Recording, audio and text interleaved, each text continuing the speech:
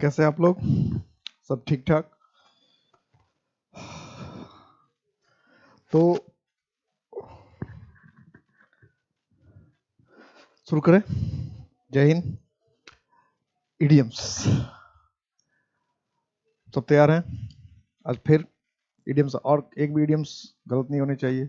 कुछ इडियम्स में रिपीट भी होंगे, तो सारे इडियम्स पे ध्यान रखना है। चलो शुरू करते हैं। He was confident that all his present sufferings will soon blow over.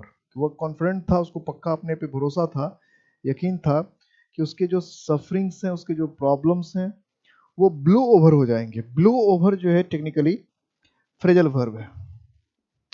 Blow over जो है वो टेक्निकली फ्रेजल वर्ब है। और इसका मतलब क्या होगा? तो मुसीबत से हम क्या उम्मीद करेंगे? जल्दी खत्म हो जाए, ये तो नहीं चाहेंगे कि चलता रहे। तो ब्लो ओवर फ्रेजल वर्ब हो गया। जनरली ये इडियम नहीं है, फ्रेजल वर्ब है। और ब्लो ओवर का मतलब है गुजर जाना, खत्म हो जाना। तो क्या हो जाएगा? पास ऑफ। क्या हो जाएगा? पास ऑफ। ब्लो ओवर गुजर जाना, पास हो जाना। The teacher advised the student to take into account.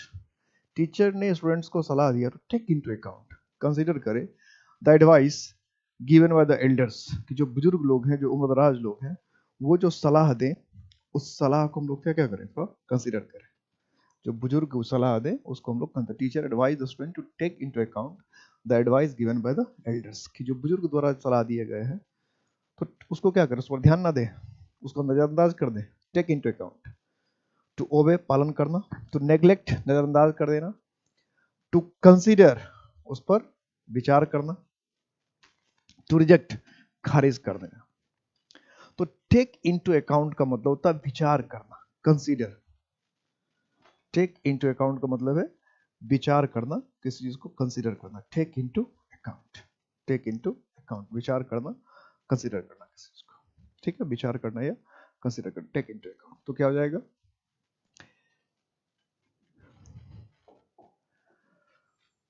Second, to consider.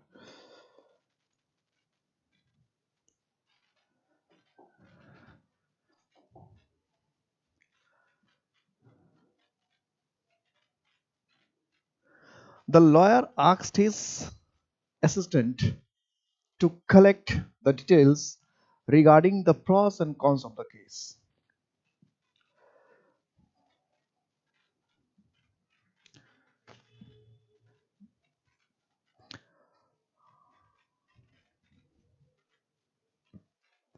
तो lawyer asked his assistant, lawyer ने अपने असिस्टेंट को कहा, टू कलेक्ट द डिटेल्स,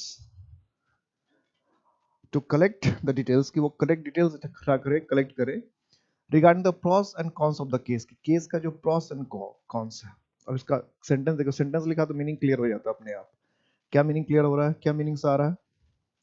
तो प्रॉस एंड कॉन्स है, अप्स एंड डाउन्स का मतलब क्या होता है? चढ़ाव, इन्स एंड आउट्स, मतलब अंदर की चीज और बाहर की चीज, वीक एंड स्ट्रॉन्ग, कमजोर और मजबूत पक्ष, फॉर एंड अगेंस्ट, कि उसके फेवर में कौन सा है और विपक्ष में क्या है। ठीक है, प्रॉस एंड कॉन्स। तो प्रॉस एंड कॉन्स का मतलब हो गया पक्ष और विपक्ष। तो इसका देखिए, इसका सारा को जो है मीनिंग जो है मिलता जुलता है, सारा मीनिंग लगभग मिलता जुलता है। तो प्रॉस एंड कॉन्स का मतलब होगा किसी का फेवर में जो है और उसके खिलाफ जो है, मतलब फॉर एंड अगेंस्ट, कि उसके फेवर में जो है, जो उसके खिलाफ, दोनों बातों का ध्यान रखें। प्रॉस एंड कॉन्स, पक्ष और विपक्ष। पक्ष का मतलब हुआ साथ, हिंदी में कहते हैं प्रॉस एंड कॉन्स को पक्ष और विपक्ष। तो पक्ष और विपक्ष का मतलब क्या? पक्ष का मतलब हो गया फॉर और विपक्ष का मतलब हो गया against. My friend turned a deaf ear to my tale of loss and refused the help me. Refuse to help me होना चाहिए था, कि मेरे मित्र जो मेरी कहानी जो था, नुकसान की कहानी को टर्न अ डिफ ईयर। अब टर्न अप डिफ ईयर निकालना है, तो कहानी को नजरअंदाज कर दिया, and refuse to help me, और मदद करने से मना कर दिया।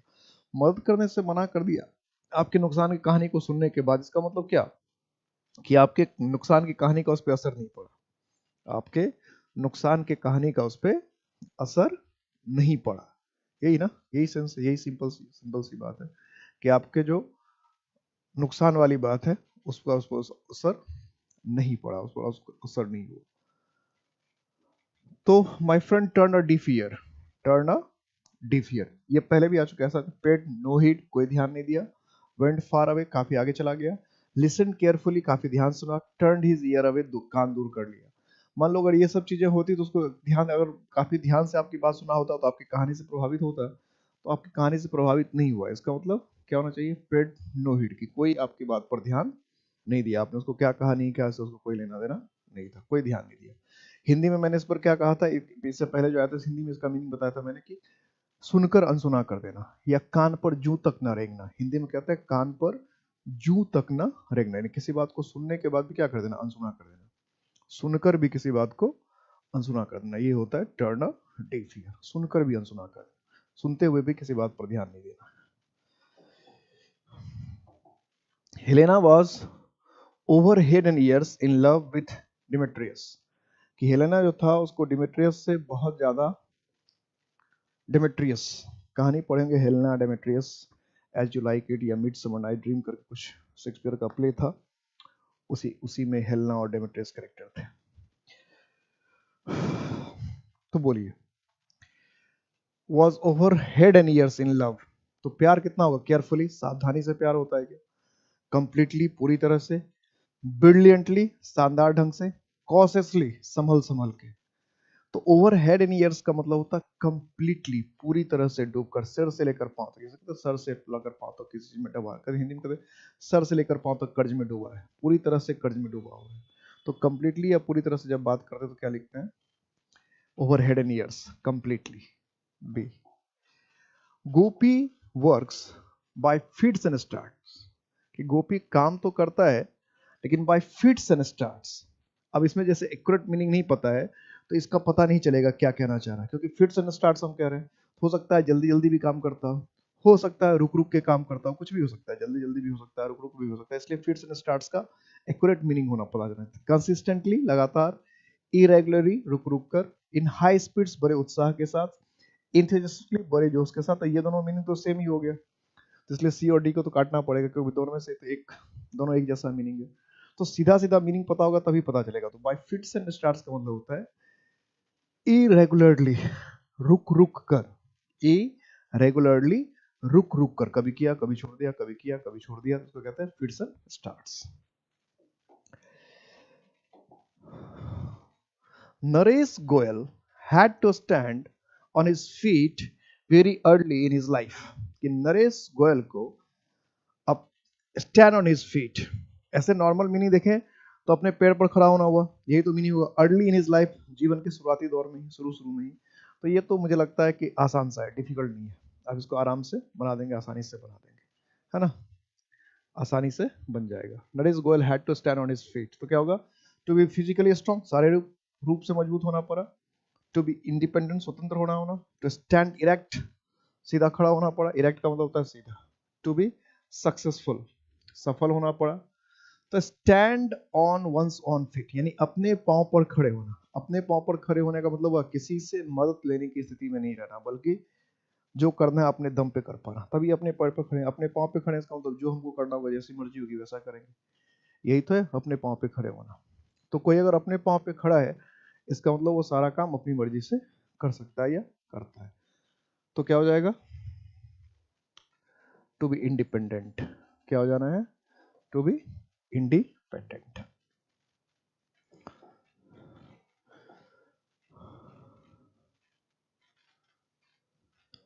The possession of Jerusalem is a bone of contention between Israel and Palestine, कि पोसेशन मतलब क्या? अधिकार, कि जेरूशलेम का अधिकार किसके पास जाएगा? इजराइल के पास कि पैलेस्टीन के पास? ये जो सेंटेंस देखकर पता चलेगा इजराइल और पैलेस्टीन के बीच और जेरूशलेम का मुद्दा क्या है? झगड़े की वस्तु है, झगड़े की जड़ है कि कौन किसके अधिकार में रहेगा। तो सब्जेक्ट ऑफ पीस, ये तो इजराइल पैलेस्टीन का हाल देकर आप समझ ही रहे। सब्जेक्ट ऑफ ट्रेड, ये दोनों तो ऐसे कट गया। Subject of subject for export, ये तो ऑप्शन ही एकदम क्या है, ऐसा इससे आप आसाम से ढूंढ सकते हैं कि सब्जेक्ट ऑफ डिस्प्यूट, विवाद का मुद्दा, सब जानता है, बहुत ही फेमस टॉपिक है ये। द क्लर्क टर्न, ये तो इसी सेट में रिपीट हो जा रहा है। The clerk turn a deaf ear to his officer's advice, कि क्लर्क ने क्या किया कि उसके जो ऑफिसर का जो एडवाइस है, जो ऑफिसर का एडवाइस है, टर्न डिफ ईयर, उस पर ध्यान ही नहीं दिया। टर्न डिफ ईयर का मतलब क्या? ध्यान नहीं देना।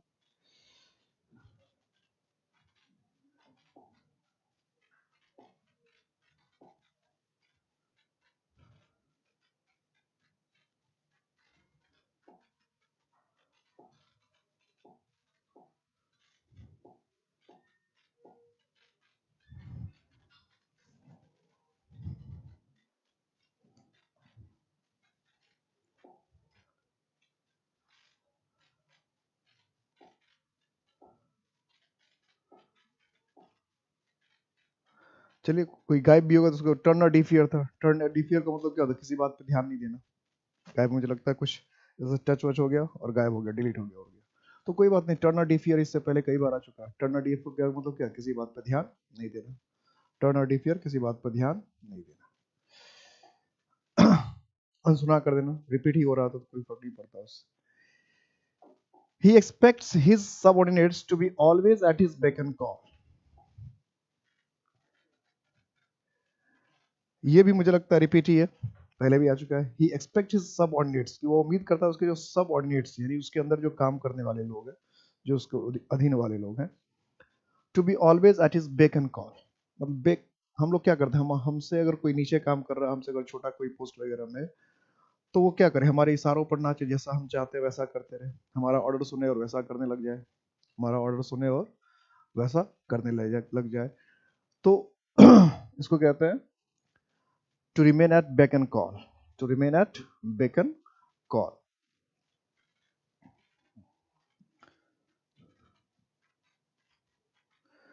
तो expect, he expects his subordinates to always be always at his beck and call, कि किसी के इशारों पर नाचते रहने वाले, यानी किसी के हुक्म पे रहना। At his disposal, eight there desk, at work, at rest. At his disposal, disposal का मतलब क्या? कि जब वो चाहे तब आपके, तब आप उसके सामने हाजिर हो जाए। एट रेस्ट का मतलब तो आराम हो गया। एट वर्क का मतलब वो काम में लगा रहे। एट हिज डिस्पोजल, डिस्पोज का मतलब होता है किसी का इंतजाम करना, व्यवस्था करना भी डिस्पोज का मतलब होता है। एट वंस डिस्पोजल एक इडियम भी है, जिसका मतलब होता है किसी के इच्छा से या किसी के सुविधा के हिसाब से उपलब्ध होना। किसी के इच्छा या किसी के सुविधा के हिसाब से उपलब्ध होना। तो एट वंस बैक कॉल है, इसका मतलब जब जो चाहेगा, जब उसकी इच्छा होगी, जब मर्जी होगी, तब आप अवेलेबल है। जब वो कहे उठना है तो उठ जाना है, जब कहे बैठना है तो बैठ जाना है। ये वो एट वंस डिस्पोजल।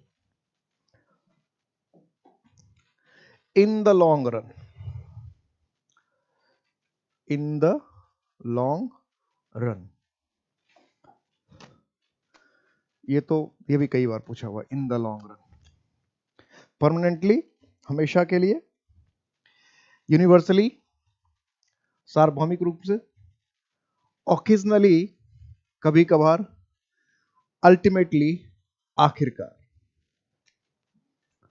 आखिरकार, इन the long run, in the long run क्या होना चाहिए बताइए? इन द लॉन्ग रन परमानेंटली होना चाहिए, क्या होना चाहिए? गेस कीजिए।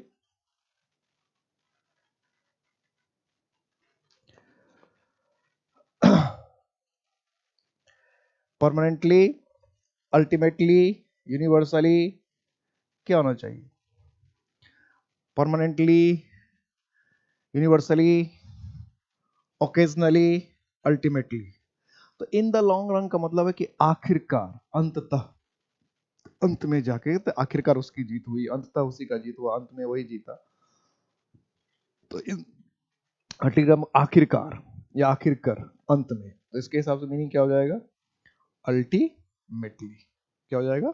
Ultimately. If you are in the good books of the boss, कि अगर आप बॉस के गुड बुक में है, if you are in the good book of the boss, you are sure to rise quickly, तो निश्चित है कि आप तरक्की करेंगे जल्दी। तो निश्चित है कि आप तरक्की करेंगे जल्दी। अगर आप गुड बुक में है, अच्छे पुस्तक में है, अच्छे किताब में अपने बॉस के, तो उम्मीद है कि आप जल्दी क्या करेंगे? तरक्की करेंगे। ऐसा ही है। If you are in the good books of the boss, you are sure to rise quickly, कि आप जल्दी पक्का राइज करेंगे। तो इसका मतलब क्या हुआ, बॉस के गुड बुक में आप तरक्की करेंगे, इसका मतलब बॉस जैसा चाहता है आप वैसा कर रहे हैं। Work well for the boss, कि आप बॉस के लिए अच्छा काम करते हैं। प्रेज द बॉस, बॉस की तारीफ करते हैं। In favour with the boss, कि बॉस के पक्ष में आप कोऑपरेट विद द बॉस, कि बॉस को कोऑपरेट करते हैं। तो वैसे अगर आपका ठीक मीनिंग ना पता हो तो सारे मीनिंग ठीक ही लगते हैं। तो इन the good books of someone का मतलब होता है किसी का कृपा पात्र होना, किसी का कृपा पात्र होना। अब किसी का कृपा पात्र होने का मतलब क्या हुआ, किसी की नजर में अच्छा होना या किसी को पसंद आना। जैसे ब्लू आइड बॉयज था या ब्लू आइड गर्ल्स था इससे पहले इडियम में, वैसा ही है। तो किसी के नजर में अच्छा होना या किसी को पसंद आना, किसी को अच्छा लगना। तो अगर आप किसी को पसंद आते हैं, किसी को अच्छा लगता है, किसी की नजर में आप अच्छे हैं, तो ये अच्छी बात है, बेहतर बात है, शानदार बात है, होना चाहिए ऐसा, है ना। तो इस कंडीशन में हम क्या करेंगे, क्या मीनिंग निकालेंगे, वर्क वेल फॉर, ये नहीं होगा। तो फिर क्या मीनिंग निकलेगा, in favour with the boss, कि आप बॉस के फेवर में, यानी बॉस का आपका फेवर का मतलब होता है कृपा, एहसान। कहते हैं I will you do me a favour, तो आप फेवर कर रहे हैं किसी का, मतलब इसका उसका पक्ष ले रहे हैं, उस पर एहसान कर रहे हैं, यही है फेवर का मतलब।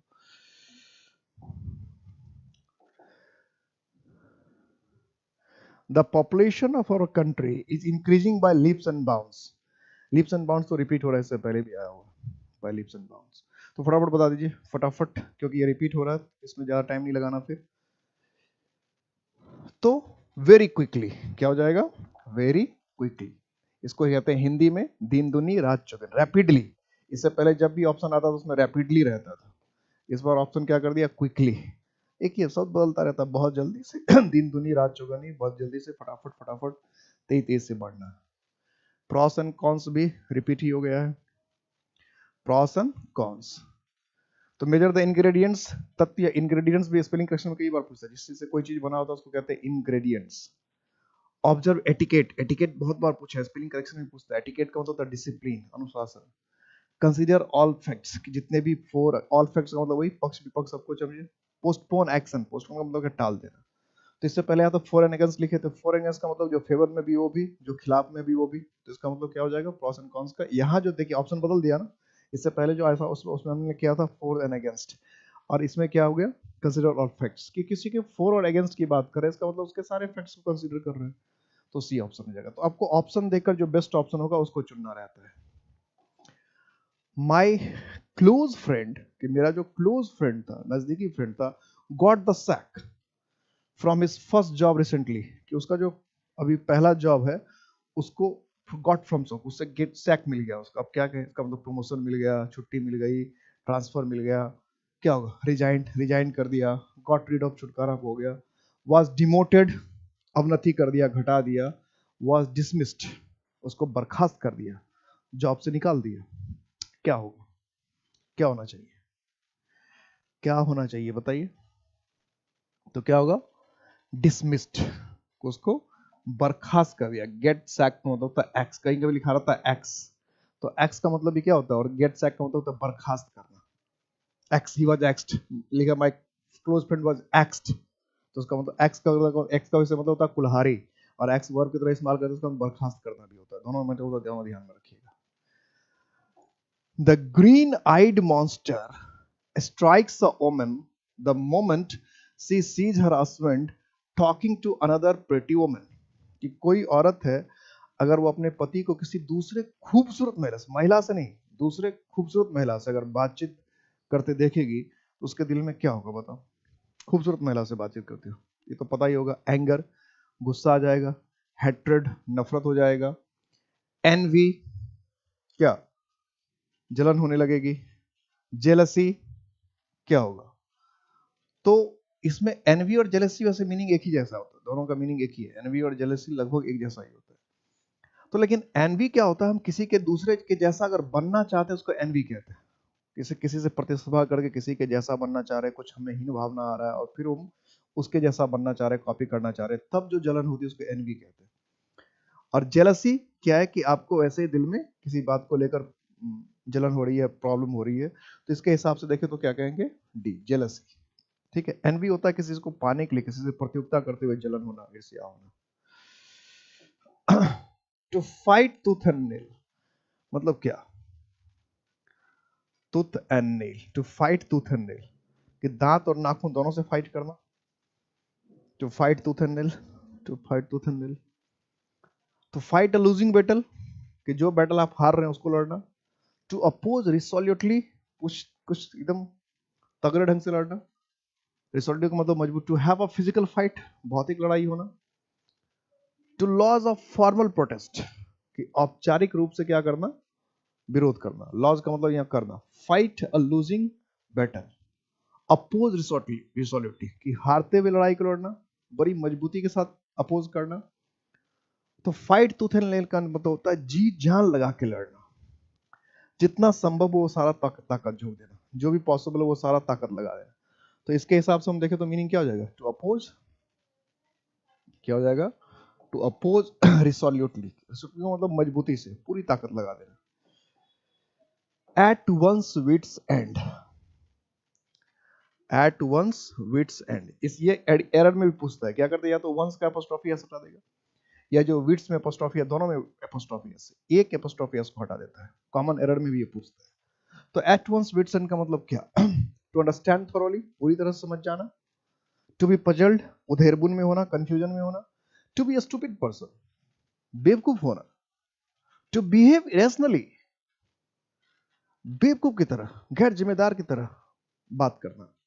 To be at one sense का मतलब होता है, हिंदी में कहते हैं इसको किम कर्तव्य विमूढ़, कुछ समझ में नहीं आना कि क्या करें और क्या नहीं करें, असमंजस में, दुविधा में, एकदम समझ में नहीं आ रहा क्या करें क्या ना करें, इसको कहते हैं एट वंस विट्स एंड। तो इसके हिसाब से क्या ऑप्शन हो जाएगा, to be puzzled, B, to be puzzled. The manager doctored the accounts of the company, जो मैनेजर था उसने जो कंपनी का अकाउंट था कंपनी का अकाउंट था उसको डॉक्टर कर दिया। अब डॉक्टर कर दिया क्या, इसका मतलब क्या, उसको डॉक्टर बना दिया, वैद्य बना दिया, चिकित्सक बना दिया, ऐसा हुआ क्या, डॉक्टर बना दिया क्या।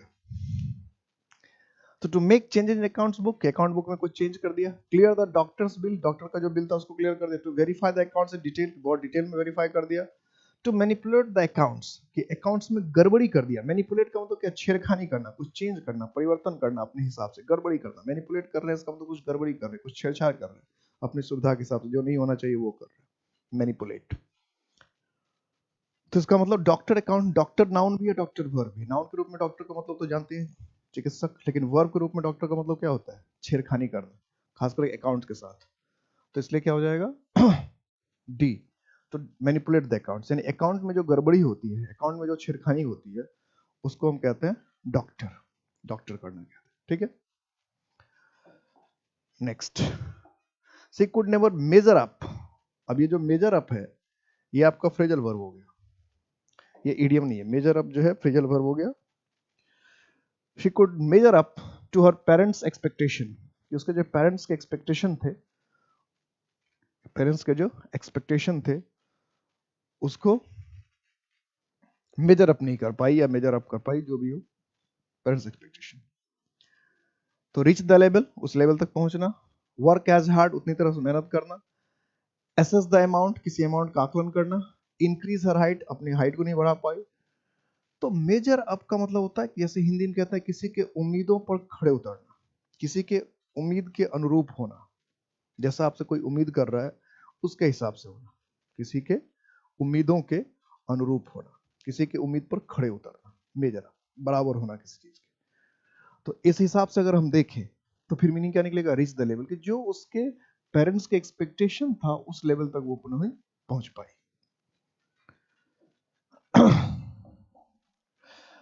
द लिटिल गर्ल, जो छोटी सी लड़की थी, विथ हर फ्लॉलेस, फ्लॉलेस का मतलब क्या होता है, बिना गलती के, बिना किसी गलती के, फ्लॉलेस परफॉर्मेंस, शानदार भी कह सकते हैं, त्रुटिहीन, त्रुटिहीन, बेदाग, बेदाग भी कहते हैं, निष्कपट निश्चल भी कहते हैं, परफॉर्मेंस, स्टोल द शो, तो क्या वो शो को चुरा लिया, तो अगर हम फ्लॉलेस परफॉर्मेंस करेंगे तो क्या शो की चोरी हो जाएगी, तो stole something from the show, ये तो हुआ नहीं। क्रेप्ट इनटू द शो, रेंगते हुए चली आई शो में, ये भी कोई मतलब नहीं। वन एवरीबॉडीज प्रेस, ये हो सकता है कि सबकी प्रशंसा ढूंढ लिया। Disappeared from the show, show से भाग गई, ये तो तीन ऑब्जेक्ट तो गया ही नहीं बात। तो क्या हो जाएगा सीधा, ये तो ऑप्शन से बन जा रहा है सी, won everybody's praise. The thief was on the good terms with the police। जो चोर था उसका पुलिस के साथ क्या हो सकता है, तो भाई चोरी करना है ठीक से किसी के इलाके में किसी जगह पे, फिर पुलिस के साथ कैसा रिलेशन होना चाहिए, ये तो आपको बताने की जरूरत ही नहीं है, आप खुद समझदार है। तो सेंटेंस देखकर ही पता चल जाता है चोर और पुलिस का कैसा रिलेशन होना चाहिए। वैसे होना चाहिए लीगली तो बड़ा एंटी होना चाहिए, खिलाफ होना चाहिए, लेकिन समाज में ऐसा होता नहीं है। केप टर्म्स एंड कंडीशन, अपने अपने टर्म्स एंड कंडीशन बना के रखता है। वॉज फ्रेंडली, दोस्ताना रवैया रहता है। फॉलोड द रूल्स, नियम कानून, चोर और नियम कानून को फॉलो करिए तो कोई सेंस। एग्री विद देम, सहमत रहते हैं। तो उस पूरे सेंटेंस से हुआ कि साठगांठ, कि पुलिस और चोर, चोर जो था पुलिस के साथ साठगांठ बना के रखता था, यानी मेलजोल बना के रखता था। मेलजोल बना के रखे हैं, साठगांठ बना के रखे हैं, इसका मतलब क्या, फ्रेंडली रिलेशन। क्या होगा, was friendly, was friendly. John's offer of help was turn down by the police. इसमें भी जो टर्न डाउन है, इसमें जो टर्न डाउन है, ये क्या turn down, John's offer of help was turn down by the police.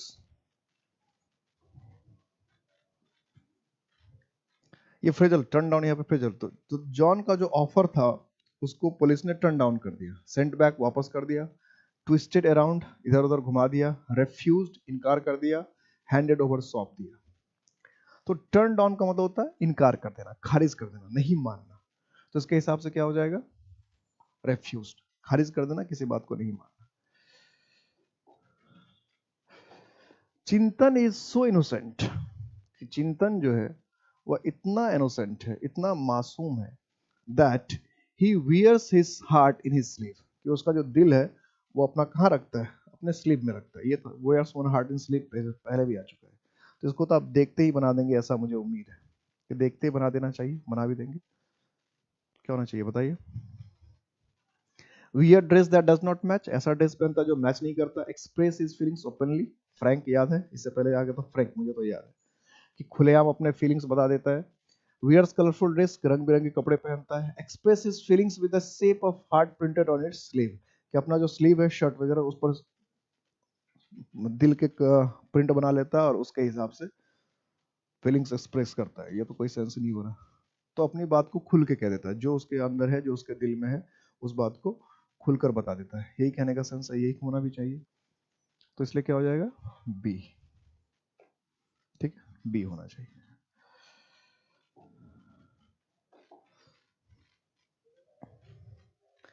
The poor subordinates, subordinates का मतलब क्या, अधीन, किसी के अधीन काम करने वाला। Are made scapegoats by their superiors, जो सुपेरियर्स है, जो बुजुर्ग लोग हैं, उनके द्वारा जो सबऑर्डिनेट्स होते हैं, जो छोटे काम करने वाले, अधीन काम करने वाले लोग होते हैं, उनको एस्केप गॉड बनाया जाता है।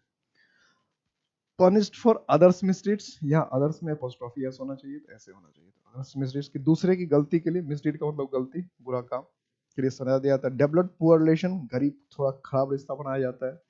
ट्रीटेड हम्बली एंड रेस्पेक्टफुली, बड़े प्यार से और रेस्पेक्ट से, सम्मान के साथ ट्रीट किया जाता है। स्कोल्डेड विथ एरोगेंट रिएक्शंस, कि बड़े ही एरोगेंट, मतलब घमंड भरे लहजे के साथ उनको डांटा जाता है। स्कूल का मतलब क्या, डांटा। तो स्केप गॉट का मतलब अगर आपने हिंदी में सुना होगा कभी, तो हिंदी में एक वर्ड का यूज करता है, बलि का बकरा, बलि का बकरा। तो बलि का बकरा कहने का मतलब क्या होता है, कि गलती किसी और की है, गलती किसी और की है और सजा किसी और को मिल गई, गलती किसी और की है और सजा आपने किसी और को दिया है। इसको हम क्या कहते हैं, बलि का बकरा बनाना। क्या कहते हैं, बलि का बकरा बनाना। तो क्या हो जाएगा, पनिश्ड फॉर अदर्स मिस्टेक्स, दूसरे की गलती के सजा देना।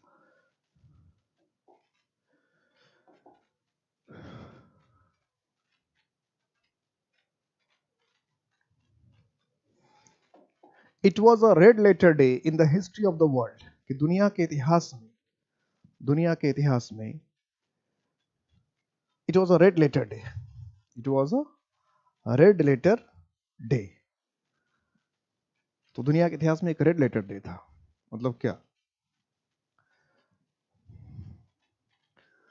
A day with blood said, short लिख दिया, सेड होना चाहिए, ब्लड सेड, खून खराबा का दिन। Dangerous note about the destruction, बर्बादी के लिए डेंजरस नोट था, खतरनाक नोट था। A day memorable for some joyful event, कुछ खुशी के घटना के लिए दिन क्या था, काफी मेमोरेबल था। A day with love and warmth, ऐसा दिन जिसमें प्रेम और रिश्तों की गर्माहट भरी हुई थी। वार्मथ का मतलब ऐसा क्या, तो आपको पता है रेड लेटर का दिन मतलब इंपॉर्टेंट, महत्वपूर्ण दिन।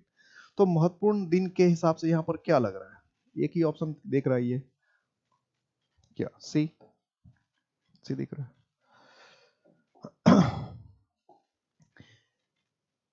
His friends beat the boy, उसके फ्रेंड ने, उसके दोस्तों ने लड़के को पीटा। क्यों पीटा भाई, टू पे ऑफ ओल्ड स्कोर्स, कि ओल्ड स्कोर को पे ऑफ, पे ऑफ का मतलब ऐसा था चुकाना, तो पुराने स्कोर को आपने चुकाया। हिसाब किताब, स्कोर का मतलब क्या हुआ, हिसाब किताब जो भी कह सकते हैं आप। तो पुराने स्कोर को चुकाया, हिसाब किताब क्या क्या करने का, फिर वो रिफंड द ड्यूज, कि पुराने हिसाब किताब को चुका, टेक रिवेंज, बदला लेना। To force him to be a scorer in match, कि मैच में स्कोर करने के लिए फोर्स किया, because he had not scored well earlier, क्योंकि उसने पहले स्कोर नहीं कर रखा था। तो पे ऑफ ओल्ड स्कोर्स का मतलब हुआ कि किसी ने अगर आपके साथ गलत किया तो उसके साथ आपने भी गलत किया, किसी ने आपको पीटा तो आपने भी उसको पीट दिया, इसका मतलब बदले की कार्रवाई। हिसाब किताब बराबर करने का मतलब यानी पैसे वैसे देके हिसाब किताब करना, किसी ने आपके साथ गलत किया तो उल्टे आपने भी उसके साथ गलत किया है, यानी ईंट का जवाब पत्थर, ये होता है पे ऑफ ओल्ड स्कोर्स। तो इसके हिसाब से फिर क्या हो जाएगा, to take revenge. Tagore was a man of letters, ये भी आपको रिपीट हो रहा है मेरे ख्याल से। मैन ऑफ लेटर्स क्या मीनिंग निकाल दे, चिट्ठी वाला आदमी मीनिंग निकाले क्या, मैन ऑफ लेटर्स चिट्ठी वाले आदमी थे, टैगोर साहब चिट्ठी बांटा करते थे। ऑफ वाइड कॉन्टैक्ट्स, बड़े कॉन्टैक्ट वाले लोग थे, बड़े बड़े लोगों से कॉन्टैक्ट था। एन एक्सलेंट लेटर डिक्टेटर, कि लेटर को बहुत अच्छी तरह से डिक्टेट करने वाले थे, बोलने वाले थे। डिक्टेटर का मतलब क्या, बोलता है, जो बोलता है। A great writer of letters, की लेटर्स लिखने, चिट्ठी लिखने के बड़े महान लेखक थे। प्रोफिशिएंट इन लिटरेरी आर्ट, कि जो लिटरेरी आर्ट होता है साहित्यिक रचना, उसमें प्रोफिशिएंट थे। प्रोफिशिएंट का मतलब काफी कुशल थे, योग्य थे, निपुण थे, एक्सपर्ट थे। तो मैन ऑफ लेटर्स का मतलब होता है विद्वान, स्कॉलर। तो विद्वान होगा तो जाहिर सी बात है क्या हुआ, लिखने पढ़ने में काबिल होगा। तो इसके हिसाब से क्या आंसर हो रहे थे, प्रोफिशिएंट इन लिटरेरी आर्ट्स, पढ़ने लिखने में काबिल। The reputed company is in the red due to recession, कि रिसेशन के कारण से जो रेपुटेड कंपनी है in the red, in the red, लाल में, लाल में तुम्हारा क्या है, पीपीटी भी है, पीडीएफ भी दिख रहा है, लाल ही दिख रहा है। तो क्या होना चाहिए सेंस, क्या होना चाहिए अर्थ, तो इन द रेड का मतलब होता है कि ठीक से पैसा नहीं कमा पाना। इन द रेड, इन द, एक तो इन रेड लेटर डे है, वहां मीनिंग बदल जाता है। इन द रेड का मतलब होता है कि जितना आपका खर्च है उस खर्च के हिसाब से आप पैसा नहीं कमा पा रहे, जो आपका खर्च है उस खर्च के हिसाब से आप पैसा नहीं कमा रहे हो, जो खर्च के हिसाब से पैसा नहीं कमा पा रहे हैं, इसका मतलब क्या है कि आप नुकसान में जा रहे हैं।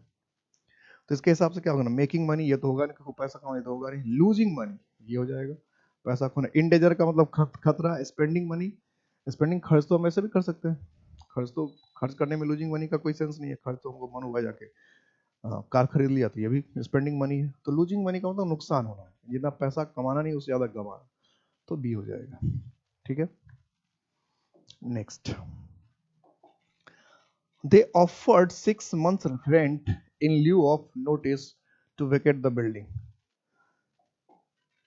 6 months रेंट, 6 महीने का रेंट ऑफर किया, इन ल्यू ऑफ। अब इसमें तो कुछ अंडरलाइन ही नहीं किया, तो अंडरलाइन तो फिर मुझे करना पड़ेगा, ये है ईडीएम, तो इसमें ये है in lieu of, in lieu of EDM है।